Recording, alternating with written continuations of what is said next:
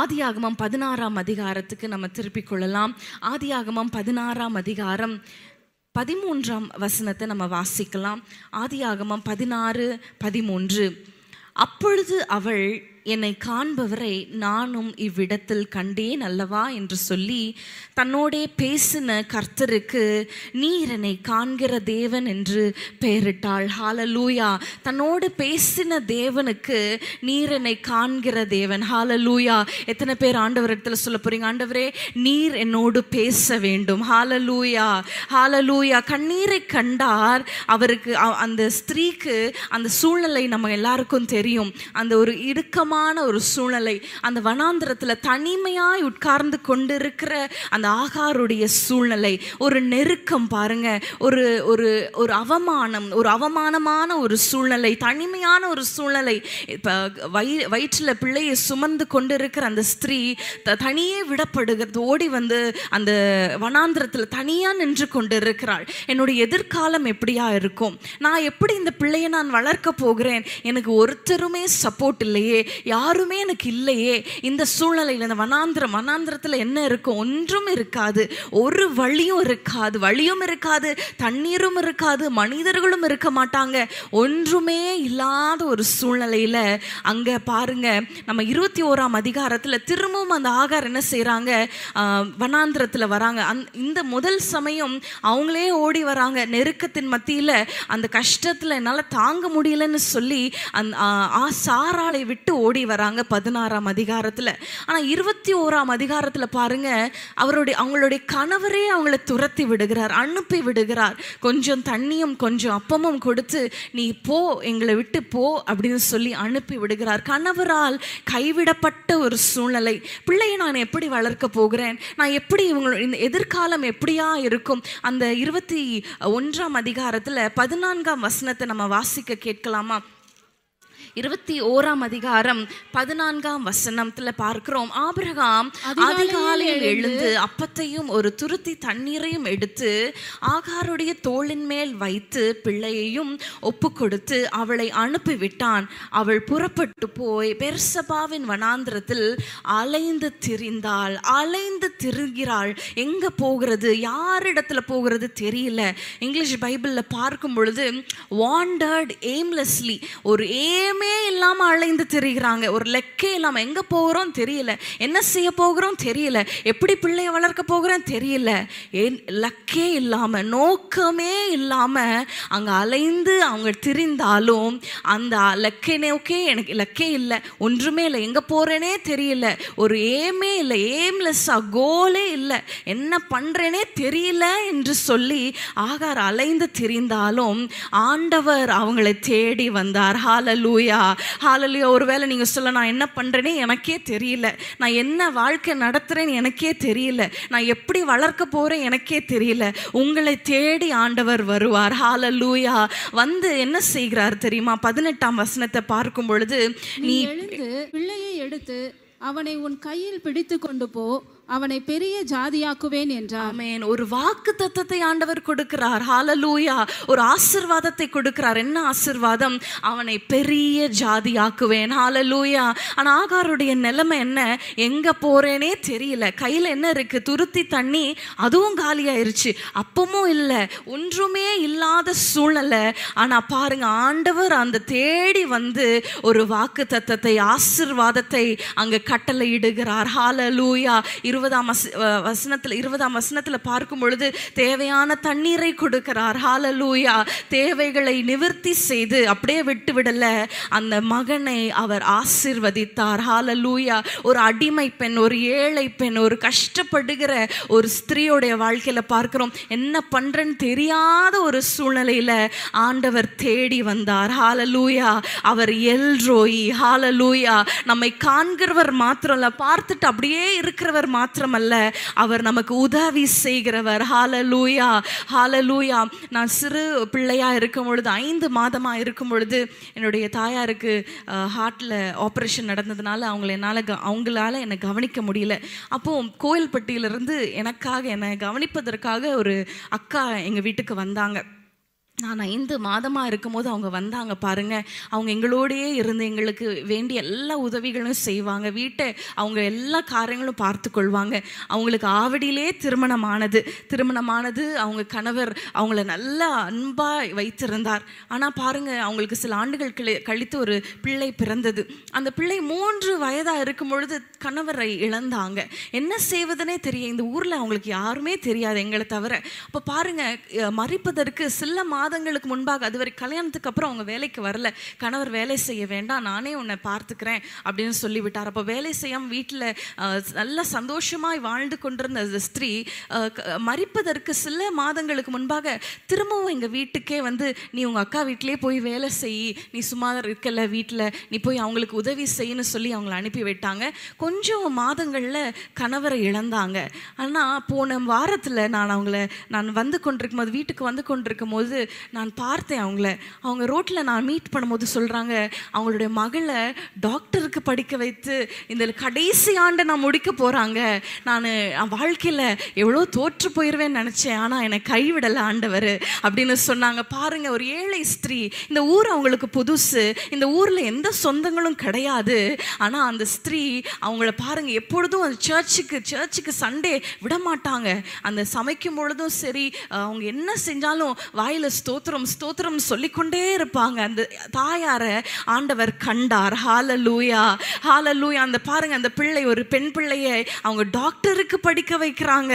என்ன வேலை செய்கிறாங்க, வீட்டில் போய் ஒவ்வொரு வீடாக அவங்க கஷ்டப்பட்டு வேலை செய்கிறாங்க. ஆனால் அந்த சந்ததியை ஆண்டவர் ஆசீர்வதிக்கிறார். ஹல்லேலூயா, ஆச்சரியமா இருந்தது.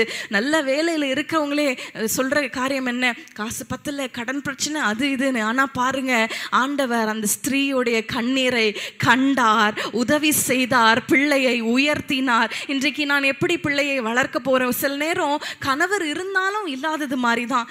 ஆகாருக்கு கணவர் இறந்து போனாங்களா? இல்லை. ஆபிரகாம் இருக்கிறாரு, ஆனா ஒரு பிரயோஜனமும் இல்லை, அன்பு இல்லை, அக்கறை இல்லை, பாசம் இல்லை, கேர் இல்லை, ஒரு சப்போர்ட்டும் இல்லை. நீங்கள் சொல்லலாம், நானே என் பிள்ளையை கஷ்டப்பட்டு நான் வளர்த்து கொண்டு இருக்கிறேன், எனக்கு மாமியார் சப்போர்ட் பண்ணலை, எங்கள் வீட்டில் சப்போர்ட் பண்ணலை, அம்மா அப்பா சப்போர்ட் பண்ணலை. ஒருவேளை நீங்கள் அப்படி சொல்கிறீங்களா? அன்றைக்கு ஆகாருடைய பிள்ளையை அவர் வழி நடத்தின தேவன், ஆகாருடைய குடும்பத்தை அவர் பெரிய ஜாதியாக்கினார் அல்லவா? இன்றைக்கு நம்முடைய வீட்டை ஹல்லேலூயா ஆசீர்வதிக்க அவர் போதுமானவர். எத்தனை பேர் விசுவாசிக்கிறீங்க? அவர் திக்கற்ற பிள்ளைகளுக்கும் விதவைகளுக்கும் அவர் தகப்பனாய் இருக்கிறார். அவர் வீடு வாசல் இல்லாதவர்களுக்கு வீடு வாசல்களை உண்டு பண்ணுகிறவர், தனிமையானவர்களுக்கு வீடு வாசல்களை உண்டு பண்ணுகிறவர் நம் தேவன். அது மாத்திரம் இல்லை, அந்த ஸ்திரீ, அந்த அக்கா, அவங்க ஒரு நிலத்தையும் வாங்கி இருக்கிறாங்க. ஆண்டவர் எவ்வளவு ஆசீர்வதிச்சிருக்கிறாரு பாருங்க. அவங்க கடுமையான உழைப்பு தான், ஆனா பாருங்க, இந்த நாட்கள்ல ஆண்டவர் அவர்களை ஆசீர்வதிக்கிறார். ஹல்லேலூயா. இன்னைக்கு கண்களை மூடி ஜெபிக்கலாமா? ஆகாரை கண்ட தேவன். ஹல்லேலூயா. ஆகாரின் அங்கலாய்ப்பு சில நேரத்தில் நம்ம அங்கலாய்க்கிறோம். இதை செய்யறதா, அதை செய்யறதா, அங்க போறதா, இங்க போறதா, பிள்ளை எப்படி வளர்க்கிறது, எப்படி நடத்துறது, ஒரே டென்ஷனா இருக்கு வீட்டுல. நீங்க சொல்றீங்களா? ஆண்டவர் இடத்துல சொல்லுங்க, கரங்களை உயர்த்தி சொல்லுங்க, ஆண்டவரே எல்ரோஹி, என் வீட்டுல ஆண்டவரே நீர் வெளிப்படுவீராக. நீங்க சொல்வீங்களா? எல்ரோஹி, எங்களை காண்கிற தேவன், என் வீட்டுல என்னுடைய சூழ்நிலையில நீர் வெளிப்படுவீராக, நீர் உம்மை வெளிப்படுத்துவீராக. ரீபா கபா லஷதரபா. ஆண்டவரே, எங்களுக்கு எங்க போறதுன்னு தெரியல, என்ன செய்வதுன்னு தெரியல. ஆண்டவரே, ஆகாரை போல அலைந்து திரிகிறோம். ஒருவேளை இருதயம், மனநிலை அலைந்து திரிகிறது. சோ எங்க போற? ஒரே இடத்துல தான் உட்கார்ந்து இருக்கிறீங்க, வீட்டுல தான் இருக்கிறீங்க, ஆனா இருதயம் அலைப்பாய்ந்து கொண்டு இருக்கிறதா? ஆண்டவரே, எங்களை காண்பீராக, எங்களை தேடி வருவீராக. ஹல்லேலூயா. காண்பவர் மாத்திரமல்ல, அவர் ஆகாரோடைய பேசின தேவன், எங்களோடு பேசுவீராக. நாங்கள் என்ன செய்யணும், என்ன பண்ணணும்? ஆண்டவரே, எங்களுக்கு வழி நடத்துங்கப்பா, எங்களுக்கு தெரியல. நீங்க சொல்லுவீங்களா? குருடரை அவர் தெரியாத வழியில் அவர் நடத்துகிறார். இன்னைக்கு குருடரை போல அன்றைக்கு ஆகார் என்ன செய்வதுன்னு தெரியாத சூழ்நிலையில ஆண்டவர் இறங்கி வந்தார். ஆண்டவர் இடத்துல சொல்லிருங்க, ஆண்டவரே எனக்கு என்ன பண்றதுன்னு எனக்கு தெரியல, தெரியல, எங்க போறதுன்னு தெரியல, எப்படி வளர்ப்பது தெரியல, நான் எப்படி செய்கிறது தெரியல, என்னை நடத்துங்க. கேட்பீங்களா? என்னை நடத்துங்க ஆண்டவரே, என்னை நடத்துங்கப்பா. என் பிள்ளையை ஆண்டவரே ஆசீர்வதிங்க. அன்றைக்கு அந்த பிள்ளையை, அந்த ஆண் பிள்ளை எப்படி வளர்ப்பது தெரியல, அவனுக்கான தேவைகளை எப்படி நான் கொடுப்பது தெரியல. ஆனா அந்த பிள்ளையை ஆண்டவர் ஒரு பெரிய ஜாதியாக்கினது போல உங்கள் குடும்பத்தை அவர் ஆசீர்வதிக்க அவர் போதுமானவர், அவர் வல்லவராய் இருக்கிறார். ஆண்டவரே, எங்களை ஆண்டவரே உங்க கரத்தில் ஒப்பு கொடுக்கிறோம். நீர் எங்களை நடத்துவீராக. எல்ரோஹி கூப்பிடுவீங்களா? எல்ரோஹி, எங்களை காண்பீராக. உம்முடைய கண்கள் எங்கள் மீது நோக்கமா இருக்கிறது. அதை நாங்கள் உணரத்தக்கதாக ஒரு அற்புதத்தை எங்களுக்கு செய்யுங்கப்பா. உங்கள் அற்புதத்தை ஆண்டவரை வெளிப்படுத்துங்க ஆண்டவரே. உமையே நம்பி இருக்கிறோம் இயேசுவின் நாமத்தில் பிதாவே, ஆமென். எல்ரோஹி, எல்ரோஹி, என்னையும் கண்டீரையா. ஆமென். எல்ரோஹி, எல்ரோஹி, என்னையும் கண்டீரையா, என்னையும் கண்டீரையா. எப்படி நான் நன்றி சொல்வேன்? என்னையும் கண்டீரையா, எப்படி நான் நன்றி சொல்வேன்? அப்பா நன்றி, அன்பே நன்றி. விசுவாசத்தோடு சொல்வீங்களா? அவர் பார்த்துட்டார், நம்முடைய ஜெபத்தை கேட்டு விட்டார். நன்றி, நன்றி, நன்றி சொல்லுவேன், தினமும் சொல்லுவேன். நன்றி இயேசு ராஜா, நன்றி சொல்லுவேன், தினமும் சொல்லுவேன். நன்றி எல்ரோஹி சொல்லலாமா? எல்ரோஹி, எல்ரோஹி, என்னையும் கண்டீரையா. எல்ரோஹி, எல்ரோஹி, என்னையும் கண்டீரையா, என்னையும் கண்டீரையா. எப்படி நான் நன்றி சொல்வேன்?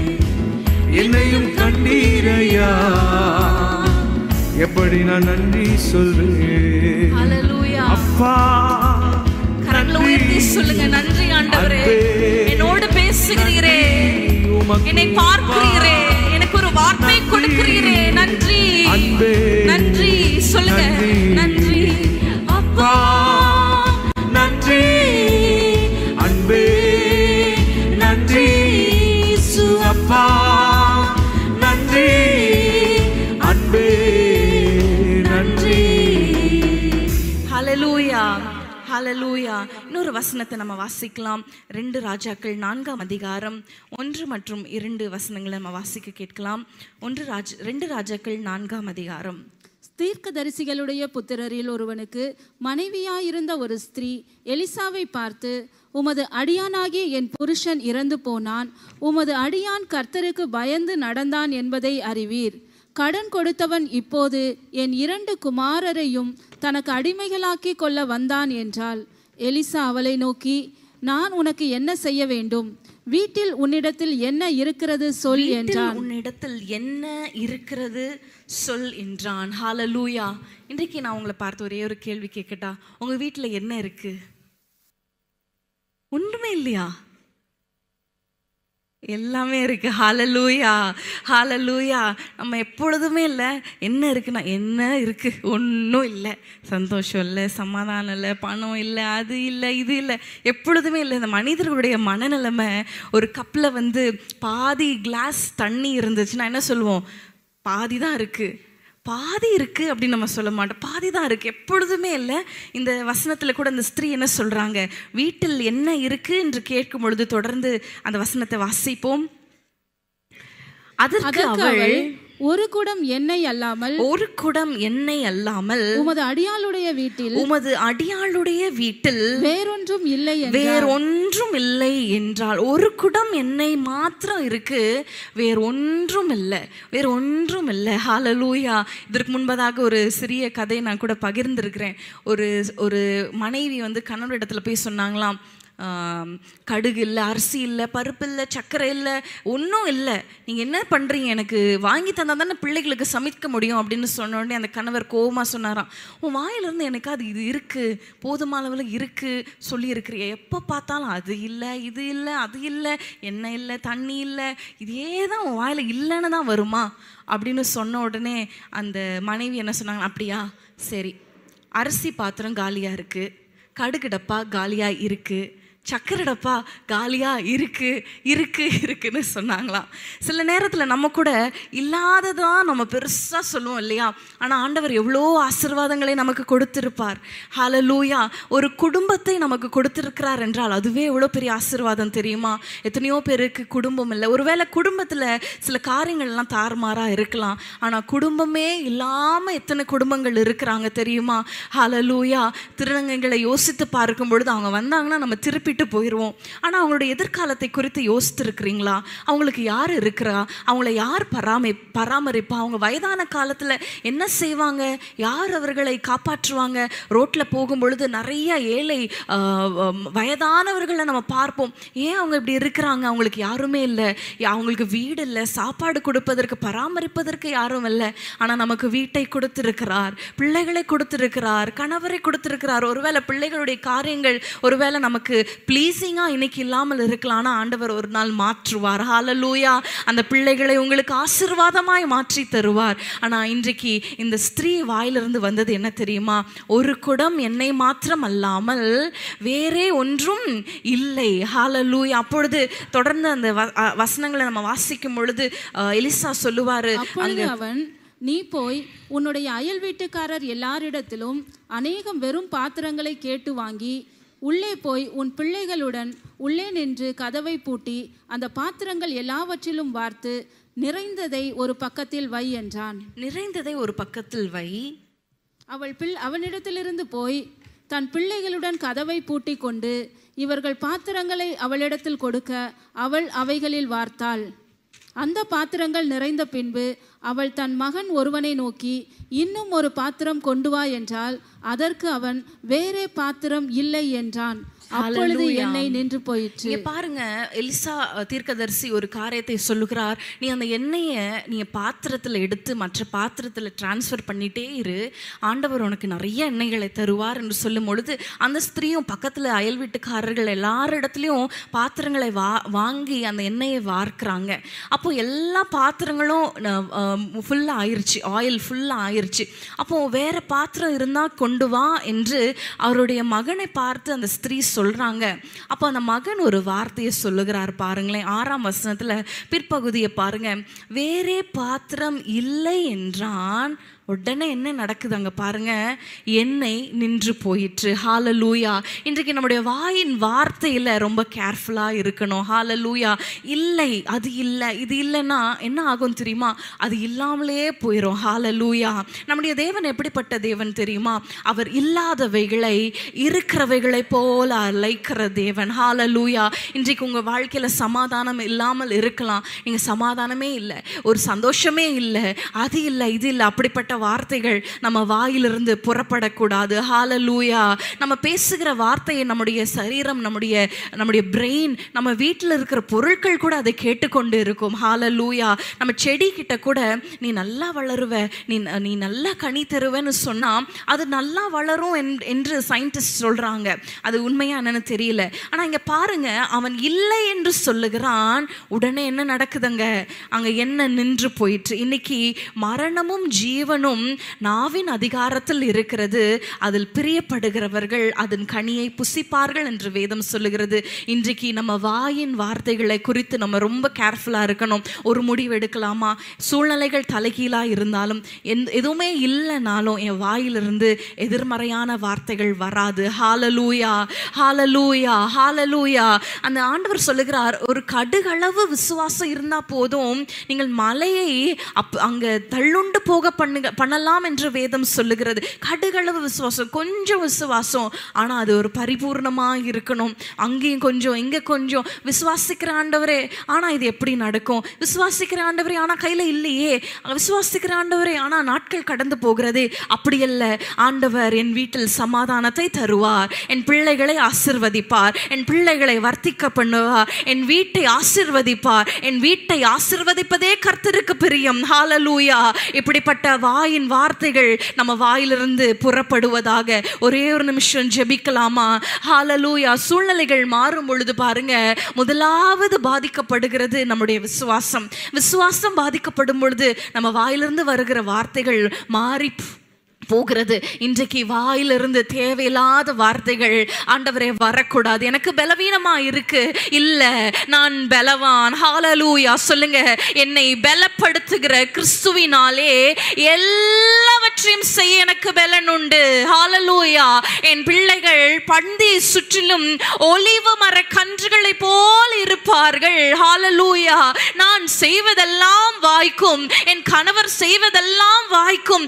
நானும் என் பிள்ளைகளும் இஸ்ரவேலிலே அற்புதங்களாகவும் அடையாளங்களாகவும் நாங்கள் இருப்போம். கர்த்தராலே ஆசீர்வதிக்கப்பட்ட சந்ததி எனப்படுவோம். சொல்லுங்க ஆண்டவரே. ஆமென் அப்பா. அப்படியே நடப்பதாக. ஒருவேளை சூழ்நிலைகள் தலைகீழா இருக்கலாம், இல்லாதவைகளை அவர் இருக்கிறவைகளை போல அழைக்கிற தேவன். இன்னைக்கு சுகம் இல்லையா? அவர் ஆரோக்கியத்தையும் சௌக்கியத்தையும் வர பண்ணுகிற தேவன். ஹல்லேலூயா. சமாதானம் இல்லையா?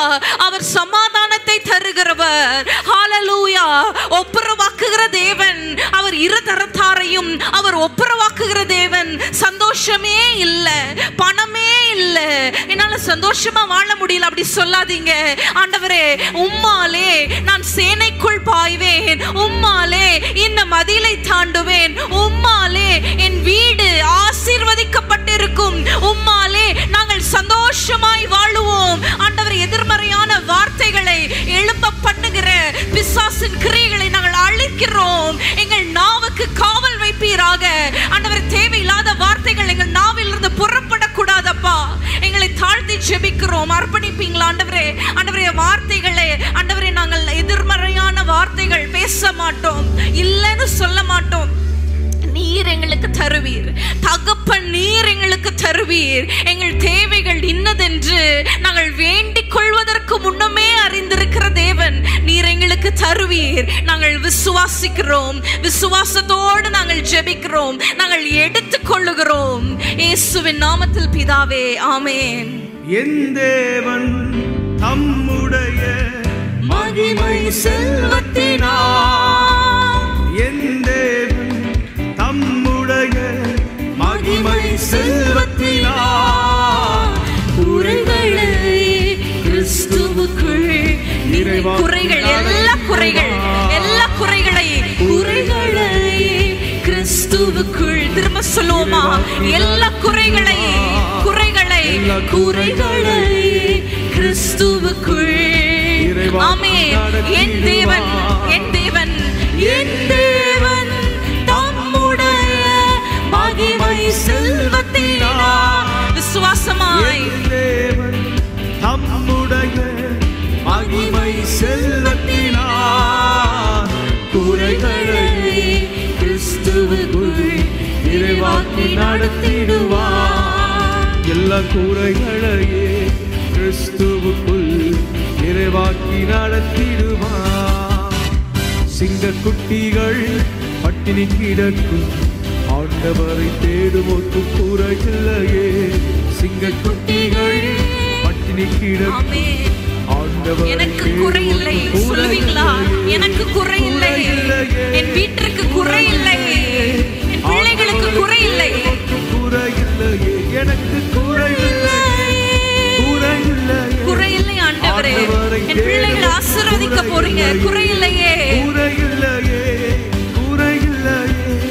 ஆண்டவரை தேடுவதற்கு குறையில்லையே. ஆமென். ஹல்லேலூயா. ஒரே ஒரு நிமிஷம்.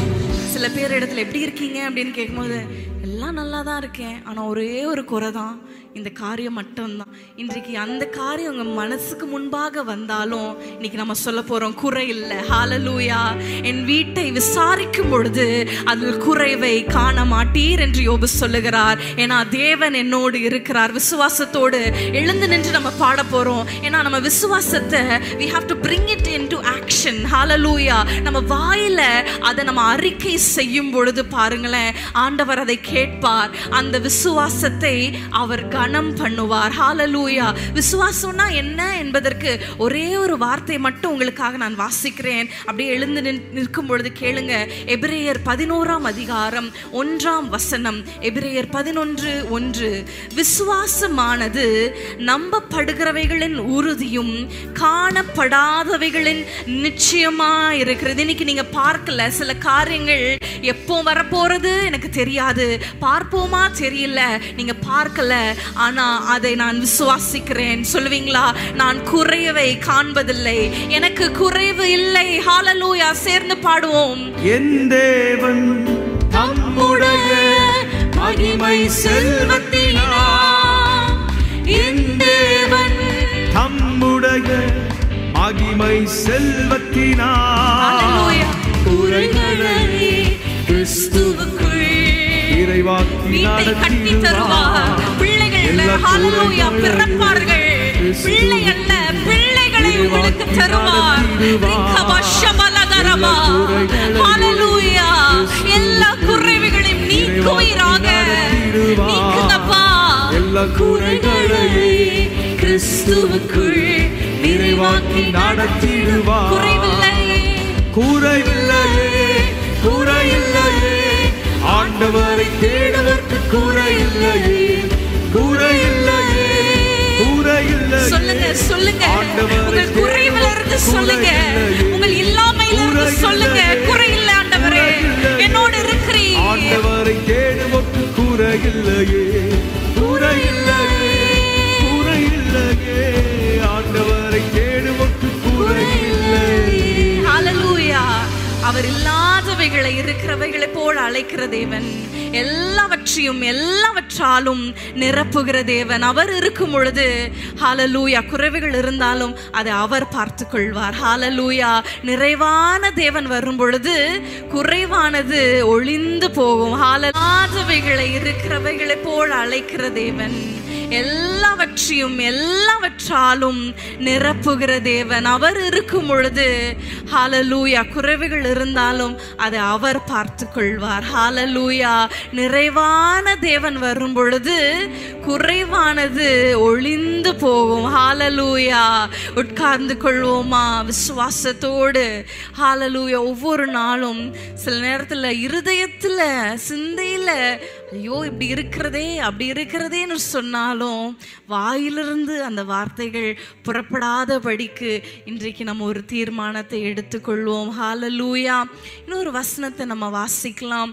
ஏசாயா 26ஆம் அதிகாரம் 17ஆம் வசனம். ஏசாயா 26:17. கர்த்தாவே, கர்த்தாவே, பேறு காலம் சமீபித்திருக்கையில், பேறு காலம் சமீபித்திருக்கையில் வேதனைப்பட்டு வேதனைப்பட்டு தன் அம்பாயத்தில் கூப்பிடுகிற கர்ப்பவதியைப் போல உமக்கு முன்பாக இருக்கிறோம். உமக்கு முன்பாக இருக்கிறோம். நாங்கள் கர்ப்பமாயிருந்து வேதனைப்பட்டு காற்றை பெற்றவர்களைப் போல இருக்கிறோம். பெற்றவர்களைப் போல இருக்கிறோம். தேசத்தில் ஒரு ரட்சிப்பையும் செய்ய மாட்டாதிருக்கிறோம். பூச்சக்கரத்து கொடிகள் விழுகிறதும் இல்லை. பாருங்க, இந்த வசனத்தை வாசிக்கும் பொழுது யோசித்து பார்க்கும் பொழுது இந்த வசனத்தை நான் திரும்ப வாசிச்சேன். அந்த வசனம் பாருங்க, பேறு காலம் சமீபத்திற்கில் அந்த வேதனை பெண்களுக்கு தெரியும். அந்த சமயத்துல கூப்பிடுகிற கர்ப்பவதியை போல உம்மிடத்துல இருக்கிற ஆண்டவரே, ஆனா நாங்க கர்ப்பமா இருந்து வேதனைப்பட்டு காற்றை பெற்றவர்களை போல இருக்கிறோம். யோசித்து பாருங்க, அந்த 9 மாதம் கர்ப்பிணியா இருந்து அந்த தாய் தகப்பன் எவ்வளோ ஒரு ஆங்ஷியஸாக இருப்பாங்க, எவ்வளோ எக்ஸைட்டடாக இருப்பாங்க. எப்பொழுது பிள்ளை வரும், எப்பொழுது அதை கையில் ஏந்துவோம், எப்படி நாங்கள் வளர்ப்போம், அது என்னை அம்மானு கூப்பிடுமே, அப்பானு கூப்பிடுமே, கைகளை பிடித்து நம்ம ஸ்கூலுக்கு கூட்டிகிட்டு போவோமே, பல கனவுகளோடு அந்த பிள்ளையை வளர்த்து கொண்டு இருப்பாங்க. ஆனால் அந்த வசனம் சொல்லுகிறது, ஆனால் காற்றை பெற்றவர்களை போல இருக்கிறோம். அநேக சூழ்நிலையில் அவ்வளோ எக்ஸ்பெக்ட் பண்ணி ஒன்றுமே இல்லாமல் போயிருச்சு. இவ்வளோ பிரயாசப்பட்டு ஒன்றுமே இல்லாமல் போயிருச்சு. நீங்கள் சொல்கிறீங்களா? அதே அந்த தொடர்ந்து நம்ம வாசிக்கும் பொழுது 27ஆம் வசனத்தை நீங்கள் பாருங்களேன். 27ஆம் வசனத்தை நம்ம பார்க்கும் அதிகாரத்தில் பார்க்கும் பொழுது 6ஆம் வசனத்தை நீங்க பாருங்க. யாக்கோபு வேர் பற்றி இஸ்ரவேல் பூத்து காய்த்து உலகத்தை பல நாள் நிரப்பும் நாட்கள் வரும். ஹல்லேலூயா. ஒருவேளை இன்னைக்கு காற்றை பெற்றவர்கள் போல ஒன்றுமே கையில இல்லை, இவ்வளோ எக்ஸ்பெக்ட் பண்ணேன் ஆனா ஒன்றும் இல்லாம போயிருச்சு. இன்னைக்கு நடந்துரும், நாளைக்கு நடந்துரும், இது வாய்த்து விடும், என் பிள்ளைகளை ஆசீர்வதிப்பார், இந்த காரியம் நடந்துரும் நம்ம எக்ஸ்பெக்ட் பண்ணி காற்றை பெற்றவர்கள் போல அழுகையும் ஏமாற்றமும் உடையவர்களாய், ஒருவேளை கையில் ஒன்றுமே இல்லை ஆண்டவரே என்று நீங்க சொல்லுகிறது போல இருக்கலாம். ஆனா ஒரு நாட்கள் வரும். ஹல்லேலூயா. யாக்கோபு வேர் பற்றி இஸ்ரவேல் பூத்து காய்த்து உலகத்தை பல நாள் நிரப்பும் நாட்கள் வரும். ஹல்லேலூயா, ஹல்லேலூயா, ஹல்லேலூயா. சங்கீதம் 128 1-2 நம்ம எல்லாருக்கும் தெரியும். கர்த்தருக்கு பயந்து அவர் வழிகளில் நடக்கிறவன் எவனோ அவன் பாக்கியவான், அவன் செய்வதெல்லாம் அவன் கைகளின் பிரயாசத்தை சாப்பிடுவான், பாக்கியமும் நன்மையும் உண்டாயிருக்கும். கைகளின் பிரயாசத்தை சாப்பிடுவான், அவனுக்கு பாக்கியம் நன்மையும் உண்டாயிருக்கும். யாருக்கு தெரியுமா? முந்தின வசனத்தை நம்ம பார்க்கும் பொழுது கர்த்தருக்கு பயந்து அவர் வழிகளில் நடக்கிறவன் எவனோ. ஹல்லேலூயா. அன்றைக்கு பேதுருடைய படகுல ஒரு பெரிய லாஸ். முழுவதும் அவங்க வலை வீசியும் அவங்களால ஒன்றையும் பெற்றுக்கொள்ள முடியல, ஒன்றும் அகப்படவில்லை. முழுவதும் பிரயாசப்படுறாங்க, கஷ்டப்படுறாங்க, தூக்கத்தை ஒருத்து பிரயாசப்பட்டு உடல் சரீர எல்லா முயற்சிகளை எடுக்கிறாங்க. ஆனா கையில வந்தது என்ன? வலை மாத்திரம், ஒன்றுமே இல்லை. அந்த நேரத்தில் வலைகளை அலசி கொண்டு இருக்கிறாங்க. எதுக்கு அலசி கொண்டு இருக்கிறாங்க? திரும்பியும் போனோம் இன்றைக்கு இல்லை, ஆனால் ஒரு நாள் ஆண்டவர் கொடுப்பார் எனக்கு என்று விசுவாசத்தோடு வலைகளை அலசி கொண்டு நின்று கொண்டு இருக்கும் பொழுது ஆண்டவர் சொல்லுகிறார், ஆழத்தில் கொண்டு போய் வலையை வீசு. ஹல்லேலூயா, ஹல்லேலூயா. அங்கே சொல்லுகிறார், பேதுரு சொல்லுகிறார், ஆண்டவரே நான் ட்ரை பண்ணிட்டேன், ஒன்றுமே நடக்கல. ஆனா ஆண்டவர் சொல்லுற நேரத்துல, ஆண்டவர் சொல்லுற இடத்துல அவர் வலையை வீசினார். என்ன நடந்தது? வலைகள் கிழியத்தக்கதான பெரிய ஆசீர்வாதம். ஹல்லேலூயா. இன்றைக்கு ஒன்றும் இல்லாதது போல, அன்றைக்கு பேதுருவை போல ஒன்றும் இல்லை, நான் இவ்வளோ பிரயாசப்பட்டுட்டேன்னு சொல்லி ஒருவேளை கரையில் நின்று கொண்டு இருக்கிறவர்களை போல இன்றைக்கு நீங்க காணப்படலாம். ஆனா ஒரு நாள் வரும், ஆண்டவர் நம்மை ஆசீர்வதிப்பார். ஹல்லேலூயா. கண்களை மூடி இந்த காரியத்திற்காக நம்ம ஜெபிக்கலாம். ஆண்டவரே, எங்கள் கைகளின் பிரயாசத்தை நீர் உறுதிப்படுத்துவீராக. சொல்லுங்க, ஆண்டவரை இன்றைக்கு கையில ஒன்றும் இல்லாதது போல, காற்றை பெற்றவர்களை போல, ஆண்டவரை ஏமாற்றம் அடைந்தவர்களை போல, ஆண்டவரே நாங்கள் எதுவுமே இல்லையே, இவ்வளோ கஷ்டப்பட்டோமே, ஒரு பலனும் இல்லையே, ஒரு ஆசீர்வாதமும் இல்லையே, எவ்வளோ ஜெபிச்சேனே, எத்தனை நாட்கள் ஜெபித்தேனே, நான் காத்திருந்து ஜெபித்தேனே, உபவாசம் பண்ணி ஜெபித்தேனே, ஆனால் நான் முழங்காலில் நின்று ஜெபித்தேனே, ஆனால் ஒன்றும் இல்லையே. காற்றை பெற்றவர்களை போல இருக்கிறோம் என்று சொல்லுகிறது போல இருக்கிறதே. ஆனால் நாங்கள் விசுவாசிக்கிறோம் ஆண்டவரே, அடுத்த அதிகாரத்திலே நீர் சொல்லுகிறீர், பூமியை பல நாள் நிரப்பும் நாட்கள் வரும். ஹல்லேலூயா. எங்கள் வீட்டில் நாங்கள் ஆசீர்வாதத்தை சந்தோஷமாய் அனுபவிக்கிற நாட்கள் நாட்கள் வரும். விசுவாசிக்கிறீங்களா?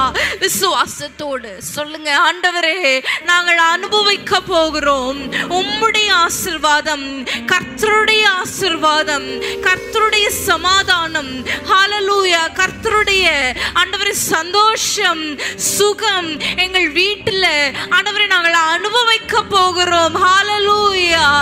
ஆண்டவரே பிள்ளை பெற்ற ஸ்திரீ மகிழ்கிறது போல, ஹல்லேலூயா, ஒரு தாய் தன் பிள்ளை குறித்து மகிழ்கிறது போல மகிழ்கிற நாட்கள் ஆண்டவரே எங்கள் குடும்பத்துல வருவதாக உம்மை நோக்கி பார்த்து நாங்கள் ஜெபிக்கிறோம். இந்த குடும்ப ஆசீர்வாத கூட்டத்துல ஆண்டவரே உம்மை நோக்கி பார்க்கிறோம். ஆண்டவரே அற்புதங்களை செய்வீராக, அற்புதங்களை நாங்கள் எடுத்துக் கொள்கிறோம். ஆண்டவரே குடும்பங்களை வர்த்திக்க பண்ணுவீராக. அன்றைக்கு யாக்கோபை இஸ்ரவேலாய் ஒரு கோத்திர பிதாவாய் 12 பிள்ளைகளை கொடுத்து 12 கோத்திரங்களையும் ஆண்டவரை ஆசீர்வதித்து பெருக பண்ணினது போல ஆண்டவரை பிள்ளைகளுடைய ஆண்டவரை குடும்பங்களை, எங்களுடைய குடும்பங்களை நீர் பெருக பண்ணுவீராக, பல நாள் நிரப்புவீராக. நிரம்பி வழிகிற ஆசீர்வாதத்தினால நிரப்புங்கப்பா. இந்த நாட்கள்ல அதிக தேவைகள், காலேஜ் ஃபீஸ், ஸ்கூல் ஃபீஸ், இப்படி நிறைய காரியங்கள் ஆண்டவரே இருக்கிற சூழ்நிலையில ஆண்டவரே உம்மை மாத்திரம் நாங்கள் நம்பி இருக்கிறோம். சொல்லலாமா? ஆண்டவரே உம்மை மாத்திரம் நாங்கள் நம்பி இருக்கிறோம், உம்மையே நாங்கள் நம்பி இருக்கிறோம் சொல்லுவீங்களா? ஆண்டவரே உம்மையே நம்பி இருக்கிறோம்.